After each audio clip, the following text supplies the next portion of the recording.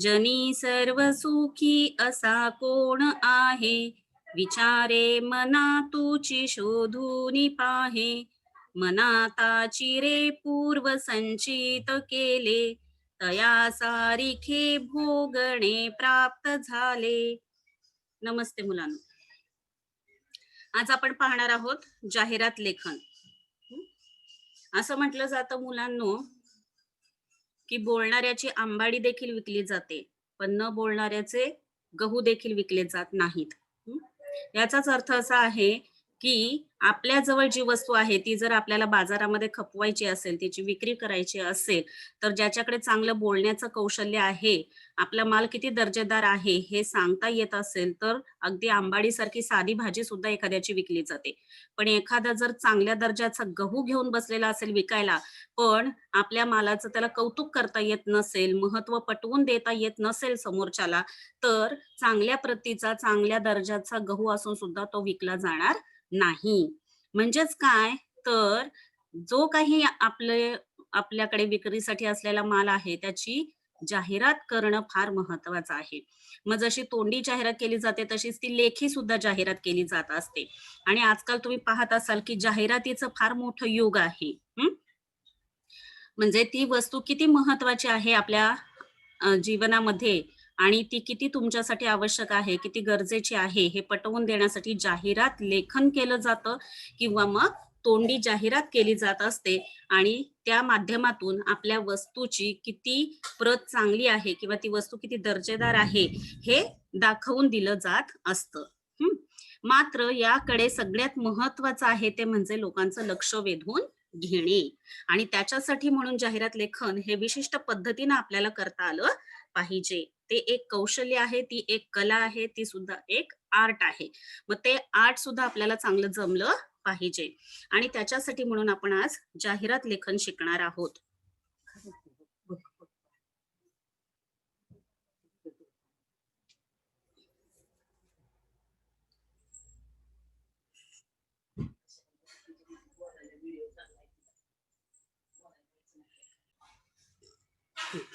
पहा मुलांनो, जाहिरात लेखन आजच्या स्पर्धेच्या युगाचा जाहिरात हा सर्वाधिक महत्वाचा घटक आहे. स्पर्धेचं युग आहे, कॉम्पिटिशनचं युग आहे.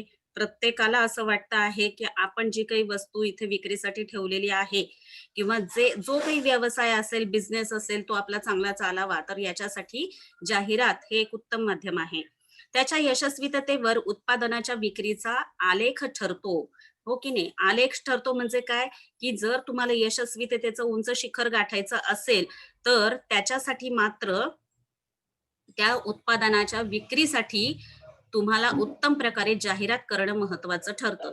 म्हणून एखाद्या उत्पादनाची जाहिरात करणे ही अत्यंत सृजनशील कला आहे आणि ती आत्मसात करणे हे व्यवसायाच्या यशाचे महत्वाचे तंत्र आहे. हं? अत्यंत सृजनशील कला आहे म्हणजे अतिशय क्रिएटिव्हिटीचा हा भाग आहे. हा इनोव्हेटिव्ह आयडियांचा हा भाग आहे आणि ती आत्मसात करणे म्हणजे प्राप्त करणे किंवा मिळविणे हे व्यवसायाच्या यशाचे महत्वाचे तंत्र आहे, महत्वाचे टेक्निक आहे, इम्पॉर्टंट टेक्निक आहे. आजच्या संगणक व माहिती तंत्रज्ञानाच्या युगात इंटरनेट व भ्रमणध्वनी मोबाईल यांच्यातील क्रांतीमुळे जाहिरात क्षेत्राची कक्षा अधिक विस्तारते आहे.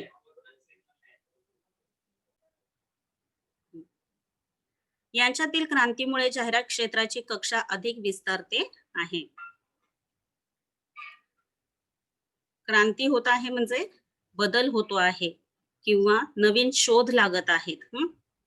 शोधांमधील हा जो बदल आहे त्यामुळे जाहिरात क्षेत्राची कक्षा अधिक विस्तारते आहे म्हणजे जाहिरात करणं किंवा जाहिरातीचा प्रचार हा अधिक वाढलेला आहे. लोकांच्या मनात उत्पादनाबाबत आवड निर्माण करणे, त्याकडे लोकांचे लक्ष वेधणे हा जाहिरातीचा प्रमुख उद्देश असतो. लोकांच्या मनामध्ये त्यांचं जे काही उत्पादन आहे त्या उत्पादनाबाबत आवड निर्माण झाली पाहिजे, इंटरेस्ट क्रिएट झाला पाहिजे, त्याकडे लोकांचे लक्ष वेधून घेतलं पाहिजे. हा जाहिरातीचा प्रमुख उद्देश असतो, हेतू असतो. जाहिरात लेखन करताना खालील महत्वाचे मुद्दे लक्षात घ्यायला हवेत. ते मुद्दे कोणते आहेत ते पहा. जाहिरात हा संदेश स्वरूपाचा संवाद असतो, हा मेसेज. आणि कोणत्याही संवादाचे महत्वाचे माध्यम भाषा हेच असते. या दृष्टीने जाहिरात लेखनात भाषा ही पुढील प्रमाणे महत्वाची ठरते. एक म्हणजे कमीत कमी शब्दात जास्तीत जास्त आशय हे उत्तम जाहिरातीचे सूत्र आहे. आता हे जे सांगितलेलं आहे हे सगळं तुमच्या जाहिरातीमध्ये आलं पाहिजे. कमीत कमी शब्दांमध्ये जास्तीत जास्त आशय, अर्थ हा तुम्हाला व्यक्त करता आला पाहिजे आणि ते उत्तम जाहिरातीचं सूत्र आहे. जसं गणितामध्ये सूत्राचा वापर तुम्ही करता ना आणि सूत्राचा वापर केला की पटापट ते गणित सुटत जातं. त्याप्रमाणे तुम्हाला जाहिरातीचं हे सूत्र आहे की तुम्ही कमीत कमी शब्दात जास्तीत जास्त आशय दिला पाहिजे. जाहिरातीकडे लक्ष वेधले जाईल अशी लक्षवेधी शब्दरचना असावी. जाहिरातीमध्ये जी काही शब्दरचना तुम्ही करणार आहात ती अशी असली पाहिजे की त्यामुळे लक्ष वेधून घेतलं पाहिजे वाचणाऱ्याचं. कशाची जाहिरात आहे हे ठळकपणे व आकर्षकपणे नमूद करावे. मुळात जाहिरात कशाची आहे हे पाहता क्षणी कळायला हवं इतका ठळकपणे आणि आकर्षकपणे त्याचा उल्लेख असला पाहिजे. अलंकारिक, काव्यमय, प्रभावी शब्दांचा वापर करून जाहिरात अधिक आकर्षक करावी. जाहिरात आकर्षक करण्यासाठी, अट्रॅक्टिव्ह करण्यासाठी अलंकारिक भाषेचा, काव्यमय भाषेचा किंवा प्रभावी शब्दांचा वापर तुम्ही त्याच्यामध्ये केला पाहिजे. जसं मी तुम्हाला सांगत असते, की एखाद्या हॉटेलची वगैरे जाहिरात करायची असेल, तर आपण जेवत असताना जी प्रार्थना म्हणतो जेवणापूर्वीची, "वदनी कवळ घेता, नाम घ्या श्री हरीचे." त्याप्रमाणे तुम्ही जाहिरात करताना काय म्हणू शकता? "वदनी कवळ घेता, नाम घ्या अन्नपूर्णाचे." आता इथे अन्नपूर्णा हे एका हॉटेलचं नाव आहे. तर अशा प्रकारे तुम्ही जाहिरात आकर्षक करण्यासाठी काव्यमय रचना, अलंकारिक शब्द हे वापरू शकता किंवा प्रभावी शब्दांचा वापर करू शकता. अर्थात हे तुम्हाला केव्हा सुचेल, जेव्हा जास्तीत जास्त तुम्ही मराठी भाषेतली चांगली-चांगली पुस्तकांचं चांगल्या-चांगल्या पुस्तकांचं वाचन कराल, वर्तमानपत्र वाचाल, तेव्हा हे समजणार आहे. जाहिराती तयार करताना समर्पक व लक्षवेधी भाषेला महत्त्व असावे. जाहिराती तयार करताना समर्पक म्हणजे योग्य व लक्षवेधी म्हणजे लक्ष वेधून घेईल अशा भाषेला महत्त्व आहे. ग्राहकांची बदलती आवड, सवयी, फॅशन्स व गरज यांचे प्रतिबिंब जाहिरातीत दिसावे. हो की नाही? आता आपण पाहतो आहोत, की अगदी थोड्या-थोड्या दिवसांमध्येच लगेचच ग्राहक जे आहेत, कस्टमर जे आहेत, त्यांच्या आवडी बदललेल्या असतात. तर सवयी बदललेल्या असतात, फॅशन्स बदललेल्या असतात. तर त्याप्रमाणे आपल्याला तशी जाहिरात करता आली पाहिजे. जाहिरातीमधील उत्पादनाची गुणवत्ता महत्वाची असते. त्यामुळे सवलतीचा उल्लेख असणे आवश्यक नाही. हे लक्षात घ्या मुलांनो. तुम्ही अनेक जाहिरातींमध्ये हे लिहित असता, सूट आहे, हे अमुक याच्यावरती फ्री आहे, ही सवलत आहे, या सवलतीचा फायदा करून घ्या. तर ते देणं काही गरजेचं तितकंसं नाही. कारण जाहिरातीमधील उत्पादनाची गुणवत्ता महत्वाची आहे आणि ती आपल्याला त्याच्यामध्ये दाखवायची आहे. गुणवत्ता दर्जा किती चांगला आहे हे दाखवायचं आहे. क्वालिटी किती चांगली आहे हे आपल्याला त्याच्यात दाखवायचं आहे. आणि सवलत वगैरे दिली, सूट वगैरे दिली किंवा हे फ्री आहे, ते फ्री आहे, असं काही दाखवण्याची गरज नाही. जाहिरातीमध्ये संपर्क स्थळाचा पत्ता, हं, मग कशाविषयीची तुमची जाहिरात आहे, मग त्याच्यासाठी कुठे लोकांनी संपर्क केला पाहिजे, त्या स्थळाचा, त्या जागेचा पत्ता व्यवस्थित देणं, संपर्क क्रमांक म्हणजे मोबाईल नंबर, ईमेल आयडी यांचा स्पष्ट उल्लेख असणे आवश्यक आहे. कारण जाहिरात खूप आकर्षक केलेली आहे. पण ती वस्तू घेण्यासाठी लोकांनी कुठे यावं, कुठे संपर्क करावा हेच जर दिलेलं नसेल, तर काय फायदा त्या जाहिरातीचा?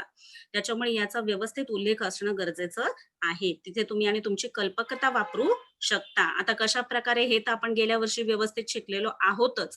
हे एक तुमचं उजळणी किंवा रिव्हिजन म्हणून आपण घेतो आहोत किंवा पुस्तकामध्ये हा भाग दिलेला आहे. एकदा आपण तो नजरेखालून घातला पाहिजे. या उद्देशानं मी सगळे तुमचे उपयोजित लेखनाचे प्रकार एकदा रोज एक-एक दिवस घेते आहे. बाकी व्यवस्थित आपण सगळे लेखनाचे प्रकार शिकलेलो आहोतच आणि तुम्हाला ते चांगल्या रीतीने आठवत पण असतीलच. आता पहा कृतीपत्रिकेमध्ये जाहिरात लेखनाच्या बाबतीत कृतीपत्रिकेमध्ये काय नियम असावेत, तर जाहिरात पेनने लिहावी, पेन्सिलचा वापर करू नये. हे लक्षात घ्या. हां. जाहिरात लेखन करण्यासाठी तुम्ही जो तो बॉक्स तयार करणार आहात, जो आयत आखणार आहात, तो फक्त पेन्सिलनं आखायचा आहे. बाकी जाहिरात लेखनामध्ये तुम्ही काय करू शकता मग आकर्षक करण्यासाठी अक्षरांचे वेगवेगळे टाइप ठेवू शकता तुम्ही. छोट्या अक्षरामध्ये, मोठ्या अक्षरामध्ये, जरा हायलाइट होईल अशा पद्धतीने तुम्ही पेनानं लेखन करू शकता. पण पेन्सिलीचा वापर मात्र करायचा नाही. जे काही लेखन करायचं ते सगळं पेनानं करायचं आहे आणि दुसरं म्हणजे चित्र काढण्याची आवश्यकता नाही. अगदीच पेपर पूर्ण झालेला आहे. तुम्हाला वाटतंय की या ठिकाणी हे असं जरासं छान दिसू शकतं. तर मग एखाद्याची चित्रकला चांगली असेल, वेळ आहे, तर ठीक आहे तुम्ही काढा तिथे. पण चित्र काढण्याची आवश्यकता नाही. त्याच्यासाठी अगदी फार वेगळे गुण दिले जाणार आहेत किंवा तुम्ही चित्रच काढलं नाही म्हणून तुमचे गुण कापले जातील, तर असं काही होणार नाही. मात्र मराठी भाषेचा हा पेपर आहे. तेव्हा भाषेचा वापर किती व्यवस्थितरित्या केलेला आहे, शुद्ध केलेला आहे, अलंकारिक भाषा वापरलेली आहे. त्याच्यानंतर ती किती शुद्ध स्वरूपात लिहिलेली आहे आणि अट्रॅक्टिव्ह आकर्षक जाहिरात करण्यासाठी तुम्ही कसे अक्षरांचे वेगवेगळे फॉन्ट वापरलेले आहेत तिथे, हे मात्र गरजेचं आहे.